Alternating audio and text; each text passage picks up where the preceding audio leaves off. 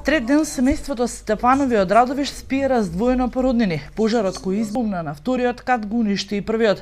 Сега со своји раци и со импровизиран алат сами се мачат како да го извадат ѓубрето и опожарените греди кои останаа да сведочат за немилиот настанот пред 3 дена. Младата Катарина Стефанова, снаа во семејството, моли за помош до сите хумани граѓани и компании. Вели доаѓа есента, сакам да му овозможам топол дом на својот 3-годишен син. Да, моето дете е сместено кај моите родители. Они го гледат овие денови и бараме помош до сите хуманитарни луѓе кои може да ни помогнат на жиросметката што ќе биде пуштена од вашата телевизија. Во моментов сами си ги санирате штетите? Сами, да. Немате помош од никога? Не, од Црвен крст дојде нешто помогнаани.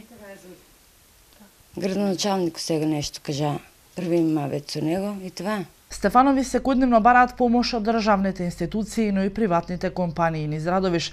Очајната мајка вели дека премногу ризично е синот сам да ги вади остатоците од кровната конструкција. Треба механизација. Ни треба одзгоре крово да се руше, некои со машини кои има да ни се прате, да се разруши. Сами ние не можеме това да го средеме со многу време. А ние сакаме да се направиме барем плоча како да се сместиме, те нема дека да живееме. Нема дека да одеме. Бараме помош било од кој. Мајката, синот и снаата, денеска по нашето заминување од нивната семена опожарена куќа останаа сами да го средуваат нередот кој го остави пожарот.